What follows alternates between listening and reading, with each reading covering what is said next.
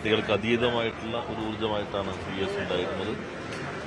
VSനോടൊപ്പം ചേർന്ന് പ്രവർത്തിക്കാൻ കഴിഞ്ഞപ്പോൾ ദേശാഭിമാനി അദ്ദേഹം പത്രാധിപരായിരിക്കുമ്പോൾ പ്രസിഡന്റ് എഡിറ്ററായി പ്രവർത്തിക്കാൻ കഴിഞ്ഞിരുന്നു.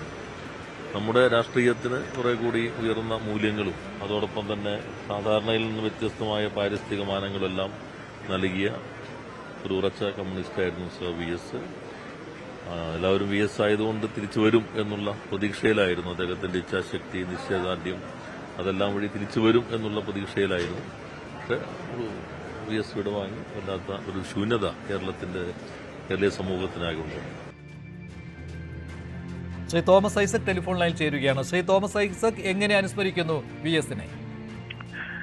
കേരളത്തിലെ കമ്മ്യൂണിസ്റ്റ് പ്രസ്ഥാനത്തിന്റെ ആദ്യ തലമുറ നേതാക്കളിൽ ഏറ്റവും സമുന്നതനായ നേതാക്കളിൽ ഒരാളാണ് സർ VS.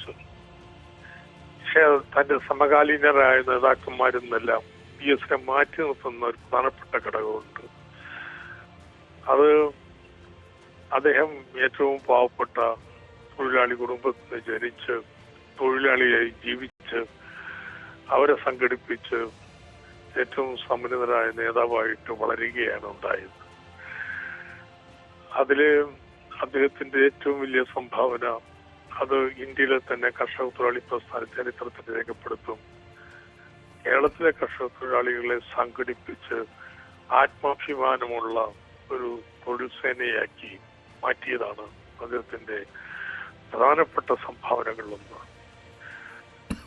പുന്നപ്രമല്ലാറിന് ശേഷം അതിന്റെ നേതൃത്വ പങ്ക്, അതിനുശേഷം ആലപ്പുഴയിലെ കമ്മ്യൂണിസ്റ്റ് പ്രസ്ഥാനത്തെ വളർത്തിയെടുക്കുന്നതിൽ വലിയ സംഭാവന.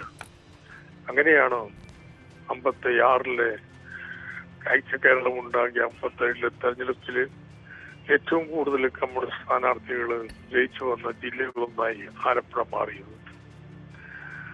അന്ന് മുതൽ ഇന്ന് വരെ കേരളത്തിലെ പ്രസ്ഥാനത്തിന്റെ നേതൃത്വത്തിന്റെ ഭാഗമായിട്ടാണ് സഖാവ് VS പ്രവർത്തിച്ചു വന്നത്. അങ്ങനെ നേതാവ് എന്നുള്ള നിലയിൽ മാത്രമല്ല, ഭരണാധികാരി എന്ന നിലയിലും അദ്ദേഹം വ്യക്തിമുദ്ര ഈ കേരളത്തില് ചാർത്തിയിട്ടുണ്ട്. അദ്ദേഹത്തിന്റെ ഭരണാധികാരി എന്നുള്ള നിലയിൽ നമ്മൾ ആലോചിക്കുമ്പോൾ അദ്ദേഹത്തിന്റെ പ്രത്യേകമായ സംഭാവനകൾ എല്ലാ മേഖലകളിലും കാണാം. ഏറ്റവും നൂതനമായ സാങ്കേതിക വിദ്യയുടെ അടിസ്ഥാനത്തിലുള്ള ഫ്രീ സോഫ്റ്റ്വെയർ പ്രസ്ഥാനം, അതിന്റെ തുടക്കം കേരളത്തില് ഇങ്ങനെ അടിത്തറയിടുന്നതിൽ VSന് നിർണായക പങ്കുണ്ടായിട്ടുണ്ട്. ഈ ഭരണത്തിലാണെങ്കിലും അല്ലെങ്കിലും ജനപക്ഷത്ത് നിന്ന് കാര്യങ്ങൾ കാണാം. അതിനുവേണ്ടി ശക്തമായി ശബ്ദമുയർത്താൻ അതായിരുന്നു സഖാവ് VS. അദ്ദേഹത്തിന്റെ നിര്യാണം കേരളത്തിലെ കമ്മ്യൂണിസ്റ്റ് പ്രസ്ഥാനത്തും മാത്രമല്ല നമ്മുടെ സംസ്ഥാനത്തും വലിയൊരു ശൂന്യതയാണ് സൃഷ്ടിക്കുന്നത്. ശരി, ശ്രീ തോമസ് ഐസക് പറഞ്ഞതുപോലെ ഭരണത്തിലായിരുന്നപ്പോഴും അല്ലാത്തപ്പോഴും ജനപക്ഷത്തായിരുന്നു VS അച്യുതാനന്ദൻ എന്നതാണ്. അത് ശരിയുമാണ്. മുഖ്യമന്ത്രിയായിരുന്ന സമയത്ത് മാത്രമല്ല, പ്രതിപക്ഷ നേതാവായിരുന്ന സമയത്തും പ്രതിപക്ഷ നേതാവല്ലാതെ MLA ആയിരുന്ന സമയത്തുമൊക്കെ അദ്ദേഹം ജനപക്ഷത്തായിരുന്നു, ജനകീയ നിലപാടുകൾക്ക് ഒപ്പമായിരുന്നു. പ്രതിപക്ഷ നേതാവായിരുന്ന സമയത്ത് ഐതിഹാസികമായ പല സമരങ്ങളും അദ്ദേഹം ഏറ്റെടുക്കുകയാണ് ഉണ്ടായത്. സ്ത്രീ പീഡകരെയും അഴിമതിക്കാരെയും തുറുങ്കിലടയ്ക്കുമെന്ന് അദ്ദേഹം പ്രഖ്യാപിച്ചിരുന്നു. അതിൽ ഒരളവ് വരെ അദ്ദേഹം മുന്നോട്ട് പോവുകയും ചെയ്തു. നിർണായകമായ പല നിയമ പോരാട്ടങ്ങളും അദ്ദേഹം നടത്തുകയുണ്ടായി. പാർട്ടിക്കുള്ളിലും അദ്ദേഹം തിരുത്തൽ ശക്തിയായി മാറുകയായിരുന്നു. വിഭാഗീയത ഒരു കാലത്ത് പാർട്ടിയിൽ അലയടിക്കാനുള്ള കാരണം അതിലൊരു വശത്ത് VS അച്യുതാനന്ദന്റെ തിരുത്തൽ ശക്തി ഉണ്ടായിരുന്നു എന്നതാണ്.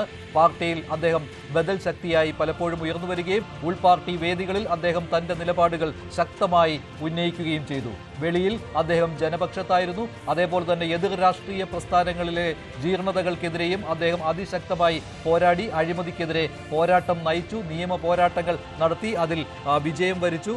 സുപ്രീം കോടതി വരെ നീണ്ട ഐതിഹാസികമായ പല നിയമ പോരാട്ടങ്ങളിലും VS അച്യുതാനന്ദന്റെ കൈകൾ ഉണ്ടായിരുന്നു.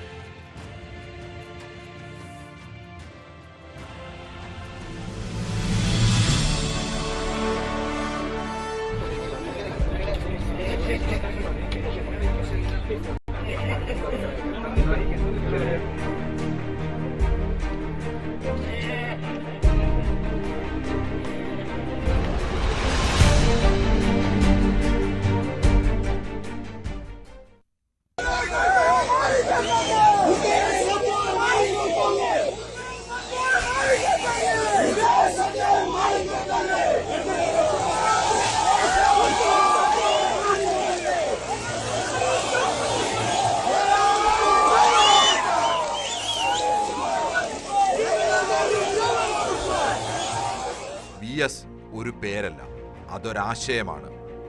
അവസാനിക്കാത്ത പോരാട്ടമെന്ന ആശയം, നീതിക്ക് വേണ്ടിയുള്ള കലഹങ്ങളെ പ്രതീക്ഷാഭരിതമാക്കുന്ന പ്രചോദനം, ആധുനിക കേരളീയ ജീവിതത്തെ അത്രമേൽ സ്വാധീനിക്കുകയും മാറ്റിമറിക്കുകയും ചെയ്ത നിലപാട്. VS പക്ഷക്കാരുടെ എണ്ണം ഒരു പാർട്ടിയിലും അച്യുതാനന്ദൻ എന്ന മനുഷ്യനിലും ഒതുങ്ങുന്നതല്ല. അതിനിയും കാലങ്ങളോളം പ്രകാശം പരത്തും.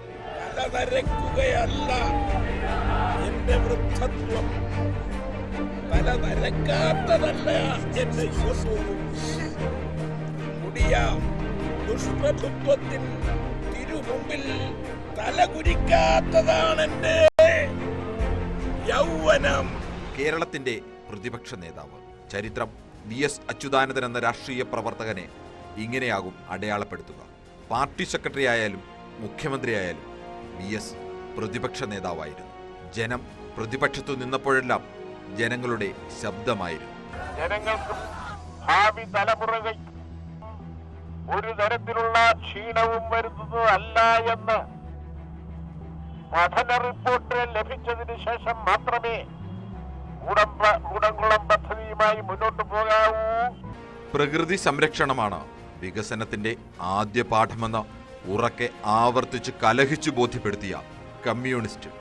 പാഠം നികത്തലായാലും സോഫ്റ്റ്വെയർ കുത്തകയായാലും അധ്വാനവർഗ നിലപാട് കാലത്തിനു മുമ്പേ തിരിച്ചറിഞ്ഞ് കലാപക്കൊടി നാട്ടിയ മാർക്സിസ്റ്റ് ബോധ്യം.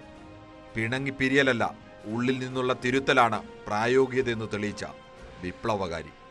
അടിയാളന്റെയും മണ്ണിന്റെയും പെണ്ണിന്റെയും മാനത്തിന് മാനത്തോളം വില നൽകിയ മാനവികൻ. കോൺഗ്രസോ UDF ഇടതുപക്ഷമോ ആരുടെ പേരിലായാലും ശരി, കയ്യേറ്റക്കാർ തന്നെ.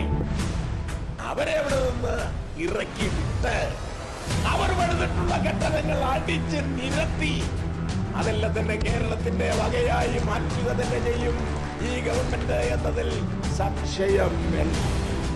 തോൽവികൾ തളർത്താത്ത പോരാളി. തുടർ തോൽവികളുടെ കൊടിയ നിരാശയുടെ ഇരുളിൽ നിന്നും പ്രതീക്ഷയുടെ വെളിച്ചവാതിലുകൾ സ്വയം തള്ളിത്തുറന്ന നേതാവ്. MN വിജയന്റെ വിശേഷണമാണ് ഏറ്റവും അനുയോജ്യം. പരാജയം ഭക്ഷിച്ചു ജീവിക്കുന്നവൻ. 17-ാം വയസ്സിൽ തുടങ്ങി 101-ാം വയസ്സിൽ മരണം വരെ കമ്മ്യൂണിസ്റ്റ് പാർട്ടി അംഗമായി ജീവിച്ച ഒരാൾക്ക് ഇതിലും വലിയൊരു വിശേഷണം ലഭിക്കാനില്ല. ദാരിദ്ര്യത്തിന്റെയും അനാഥത്വത്തിന്റെയും ബാല്യം മുതൽ ജീവിതാവസാനം വരെ നേരിട്ട തുടർ തോൽവികളിൽ നിന്നാണ് VS എന്ന പോരാളി രൂപപ്പെട്ടത്. അടിമുടി പോരാളിയായ മനുഷ്യന് മലയാളികളെ ആഴത്തിൽ സ്വാധീനിക്കുകയും പ്രതീക്ഷാഭരിതമാക്കുകയും ചെയ്ത സമരനായകന്, കേരളം കണ്ട ഏറ്റവും ജനകീയനായ നേതാവിന്, വേലിക്കകത്ത് ശങ്കരൻ അച്യുതാനന്ദന്, VSന് അന്ത്യാഭിവാദനങ്ങൾ.